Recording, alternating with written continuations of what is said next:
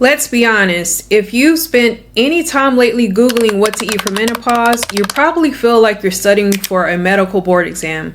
You're seeing words like vasomotor symptoms, insulin resistance, and phytoestrogens. And you're sitting there thinking, I just want to know what to put on my grocery list so I don't feel like a crazy person. I'm Tradina, and today we're stripping away the jargon. We're talking about menopause nutrition guidelines in plain, simple English. Because your body is changing, your sleep is lighter, your clothes might be fitting a little tighter, and your internal thermostat is definitely broken. But you are not failing. Your body just needs an operating system update.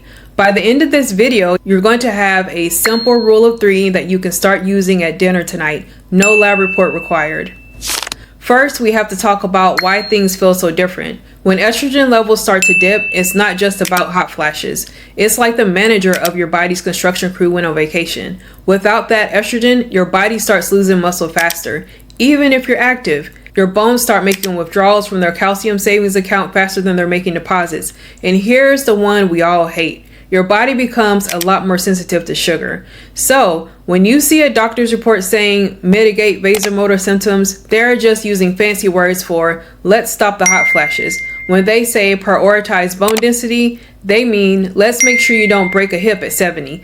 It's all fixable, but we have to change the fuel we're putting in the tank. If you don't want to count calories, I want you to remember 3 things. If you do these 3, 80% of the battle is won. Number 1, protein first. Muscle is your metabolic engine. During menopause, your body is trying to shed muscle. We fight back with protein. Aim for a palm-sized portion at every meal. Think Greek yogurt, eggs, chicken, or tofu. Real talk tip, if you only change one thing, add protein to your breakfast. It's the easiest way to kill those 3 p.m. sugar cravings before they even start.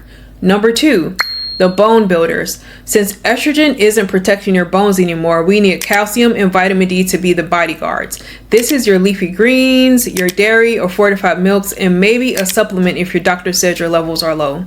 Number 3, steady sugar. This is the secret to beating the menopause fog. Stop eating carbs by themselves. If you have an apple, add peanut butter. If you have crackers, add tuna. By pairing your sugar with fiber or protein, you stop the blood sugar spikes that lead to belly fat and mood swings. Now let's talk about things that make life miserable. We call these triggers. Alcohol, especially at night, it's a hot flash in a glass. It spikes your temperature and ruins your deep sleep. Spicy foods, if you're already flushing, maybe go easy on the sriracha for a few weeks. On the flip side, we have coolers. These are foods like salmon, walnuts, and flax seeds. They contain those healthy fats and plant estrogens that help keep your thermostat a little steadier. It's not a magic pill, but it's a massive help. You don't need fancy recipes. Just use these templates. Breakfast, choose Greek yogurt, berries, flax, stir and go. Lunch, a big salad with a protein, shredded chicken or chickpeas. Dinner, 1 pan roast with salmon, broccoli, and sweet potato. Keep it repeatable. Decision fatigue is real during menopause. Don't make your kitchen a source of stress. And if you really want to manage your weight a little bit better, try to eat your heavier meals earlier in the day.